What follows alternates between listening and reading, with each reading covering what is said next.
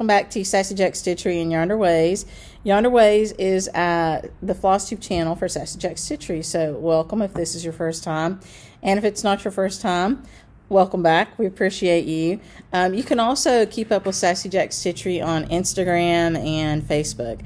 And of course our website, which is at sassyjackstitchery.com. And we haven't sent out a newsletter in a long time, and some of you have asked me about that. We will do one for November because we usually put something special in there.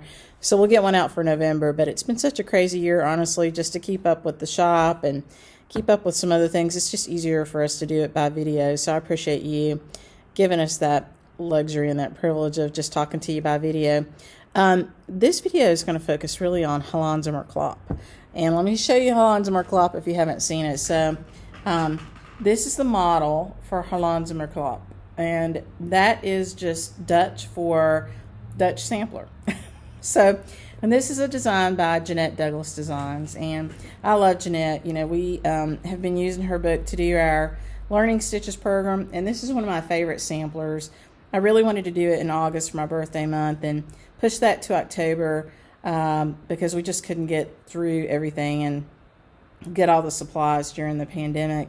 And we sold out of our thread kits really quick in September, early October. So we've been waiting on the threads to come back in, and we're going to just go ahead and start. And those of you who don't have your thread kits yet, you know, just hang out with us, enjoy. You know, I'm not super fast at moving through these videos, so don't feel like you're going to get behind. I assure you I will not be finished with this in a month. So we're going to go ahead and get this thing started. And I hope that you'll watch the videos and enjoy, you know, the camaraderie of stitching. I'll probably put together maybe a Zoom group, you know, maybe once a month or a couple times a month for us to stitch on Hollandse Merklap.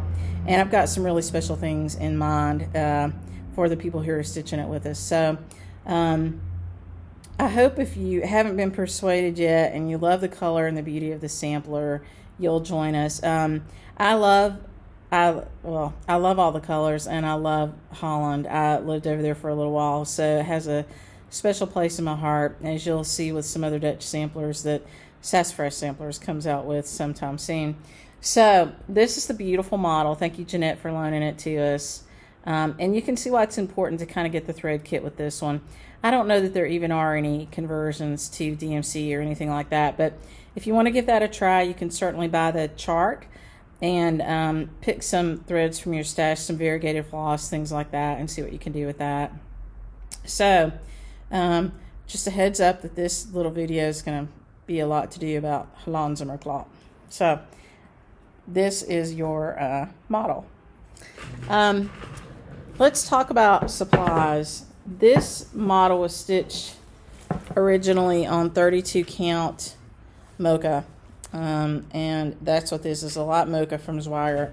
So mine's a little wrinkled because I wadded it up and put it in my bag. I actually like to break down the sizing in fabric, and the best way to do that is this. A lot of people insist that it be completely ironed and you know, perfectly smooth before you start.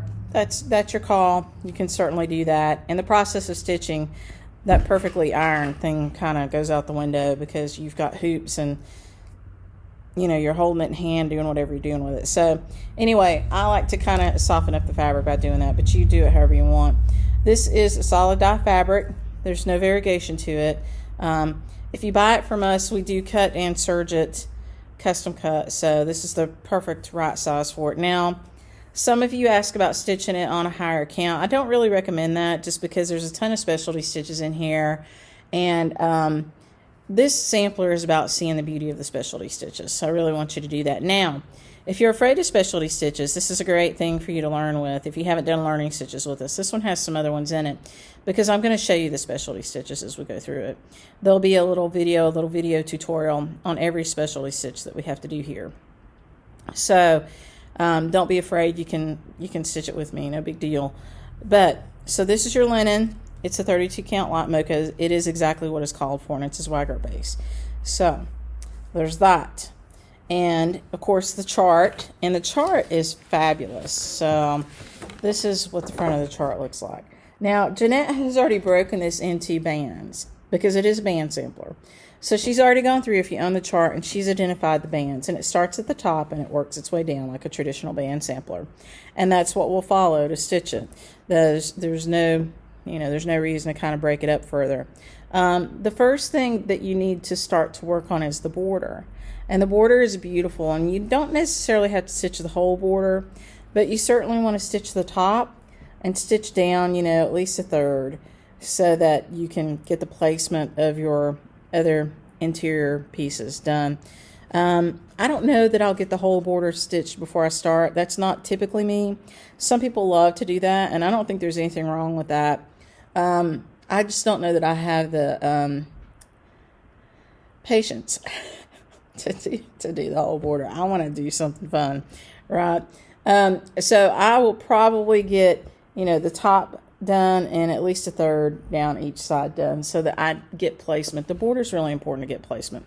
Now, if you're going to stitch the whole border, take note of Jeanette's commentary on the first set of instructions around, the placement down here at the bottom. She gives you a word of advice about that.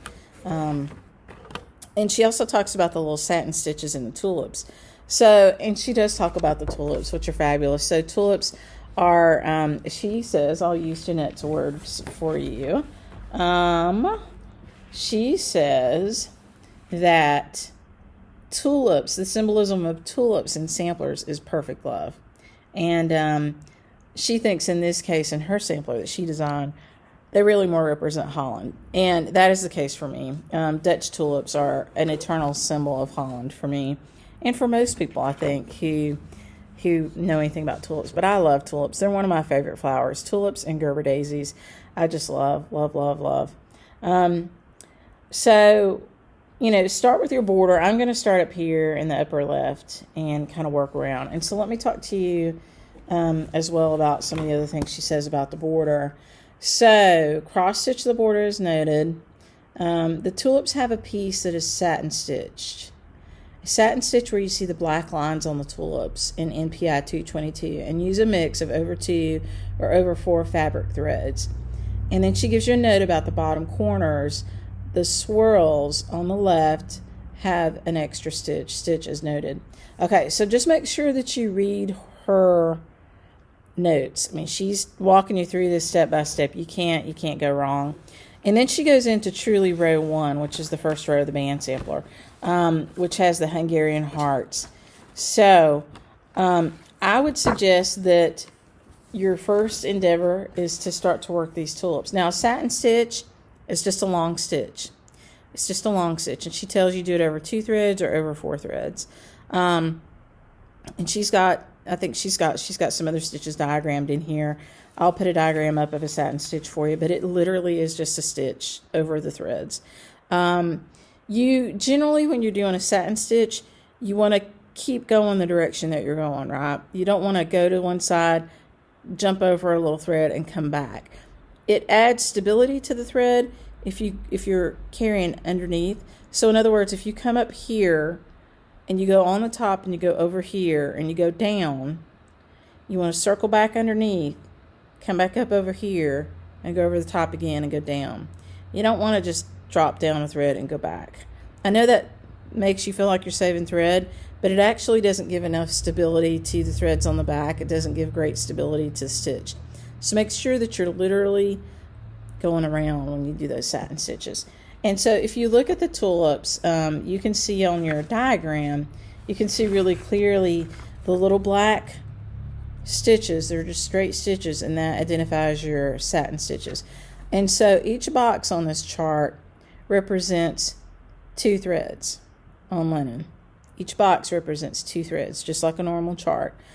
And so if you've got a box with a straight black stitch over it, that's going over 2 threads. If you've got 2 boxes, that's going over 4 threads, okay? And so, it's just a straight stitch. I think you can manage that. And I don't really know of anything else tricky in the border. I haven't stitched it yet. I'll be stitching it with you. But I will be going back and reading her note about the swirls at the bottom. So keep that in mind. And then you've got that pretty little crown at the bottom. And then we start on the first band. And the first band is the Hungarian stitch hearts in Samplers and Colors Old Lace. And then she says cross stitch the Quaker stars as designated, cross stitch the windmill, cross stitch the ABC, back stitch the letter A and C and the letter B. She gives you the different colors, and then cross stitch the baskets, the basket with flowers. Anyway, you can read her instructions. They're pretty straightforward. So the only thing that you've got that's a little bit different there is the Hungarian heart. And that's a super straightforward stitch. It's, again, kind of like satin stitches, but you're switching directions there. And I actually did some of that in learning stitches, but I think we might have called it something else. We might have just called it a Hungarian stitch. So as soon as I get the top row done, I'll drop down and I'll do a little, I'll video myself doing the little Hungarian heart for you. And I'll put that out there as a separate video. Now, to find these videos going forward, they'll be publicly available. You don't have to sign up for a membership or anything. But I'll put them in a playlist called Hollandse Merklap. And if you speak Dutch and you want to correct my enunciation with that, have at it. Because I lived over there for a year and just couldn't manage the language. And I worked over there for like 4 years. Just never was able to get it. So that's as close as I can get with my southern accent. But I hope you will jump in and stitch this with us. As I mentioned, we do have the fabric and the charts available. We're just waiting on those beautiful thread kits. At some point, when I get just a little window of time, I will maybe try to cross this over to some of the Cosmo threads. They've got some really pretty variegations. But, you know, I just have to be honest with you. I just don't think you're going to get quite the look of what it is with anything but the thread kit. So, let's talk about the thread kit. It comes in a little bag like this, and she tells you everything that's in here. And the thread kit may seem a little pricey, but if you went out and you bought a full skein of all these threads or more, if you needed more, this is a bargain. It's a bargain. So she's got them all in here in little bundles. They are quite beautiful.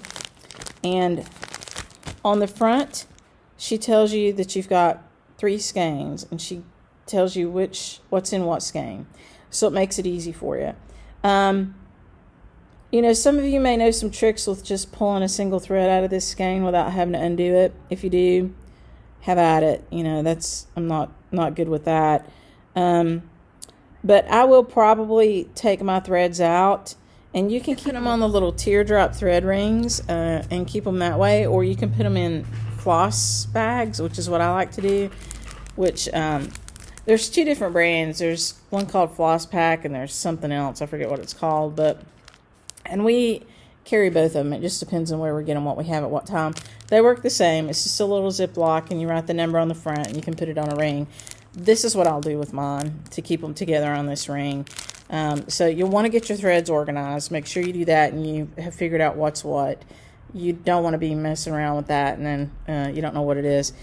So while you've still got them in these skeins, you know, take a look and figure out what's in what skein. And you can figure it out by looking at some of the more dominant colors that are in here. So you'll be able to figure that out. Okay, so that's your thread. Now, what to stitch with. So if you like to stitch with in hand, you can stitch in hand.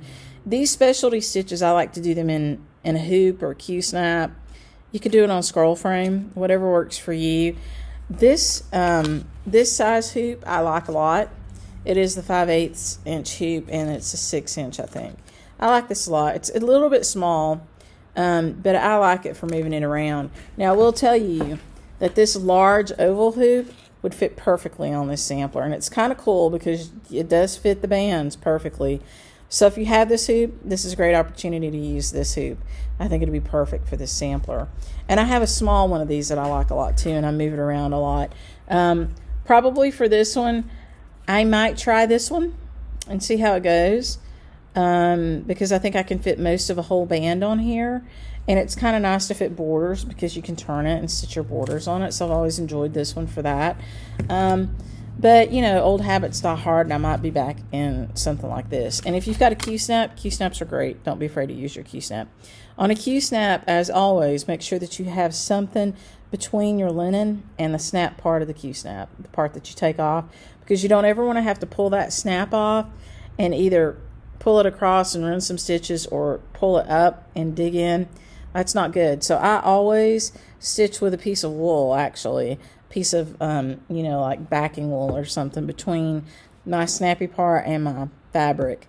And I would advise you to do the same. Doesn't matter what you put in there. You can put an old t-shirt in there. You can put, another piece of fabric, but something in there that's going to protect your fabric. It also keeps your stitches from getting kind of squashed from the Q-snap. So it's a good thing. And if you have one of these hoops and you haven't wrapped it yet, go ahead and wrap it. Why not? Somebody sent me an email this week and said, hey, I can't get my hoop to fit back together. And they had wrapped it, and it was actually one of these. And they were struggling with, how do they get the hoop apart? Well, you just twist the screw, and they're kind of tight in there when they come to you. And they have a thing on the end for a screwdriver. And we also sell these little rubber things that go on the end for like $1 a piece. It kind of helps you grip it. But when you wrap it for the first time, you're going to have to unscrew this screw all the way to almost the end to get it to fit back over. And then once you get it in there, it's going to bed in, just like anything else made out of fabric. It'll condense down a little bit once you've put your hoop back together a few times. And so in the beginning, you may just be able to get it barely on there and twist it 1 or 2 turns. Doesn't matter, that's fine, because that's a tight fit. And then, as time goes on, you can twist it more and more turns and twist it more and more turns and tighten it up. Eventually, you'll get your wrapping bedded in really nice, and it'll be fantastic. And I've seen antique hoops come back in here, the ones that I bought online. Antique hoops that still have their wrapping around them from the person that had it last, which I think is fantastic. I love that. So the wrapping is important. It gives you good tension. So if you haven't wrapped, think about getting that done before you get started. Find yourself a place to keep all this stuff, a project bag, whatever. You get a large fold-out diagram in your pattern. I would recommend that you make a working copy of that fold-out diagram, just a working copy, one for you. You may never sell it. You may not, do anything like that with it. The working copy, by the copyright of the designer, can only be used by you and should be destroyed when you're done. But you can then highlight on that working copy, right? And you can make some notes on there. You can draw on there about, I need to watch out for this in the corner, that kind of thing. And, you might want to put this one in a notebook, like something like this where I've got lots of pages and their instructions. I would generally put them in page protectors and put them in a little notebook. And the next time we sit down to stitch this together, you'll probably see my notebook, just because I like to keep it like that. And actually, I like to sit that notebook up and look at it when I'm stitching. So that's an idea for you, too, to kind of keep it. And then with your notebook, you can keep, your stitching stuff. You can either put a pocket in the front of that notebook where you store everything, or you can keep, your project pocket or Ziploc, if you're like me, whatever you keep it in with your notebook. So I hope that helps you a little bit. I don't think you're going to have trouble figuring out your bundles here. I don't think so. I may take a picture of mine and just tell you which one is which and post it so that you can see that. So thank you for joining me with this. I'm super excited about it, as you can tell. I hope you are. And we will definitely get the rest of our threads in and get everybody moving along on this. But don't feel like you're going to get behind, because you're not, because I'm kind of a slow go with this stuff. And I want to enjoy it. I'm not stitching for speed. I'm stitching for enjoyment and camaraderie and the beauty of the stitch, And I love these guys. I love these little Dutch people on here. So this is one of my little favorite things right here. And this house is just gorgeous. And I will tell you, this house looks like the houses over there. But this little guy right here, just love it. So anyway, thank you so much for stitching along with us. I hope you enjoy the getting started part. Go ahead and start working through your border. if you've got all your stuff, and I will catch you back here soon. Bye.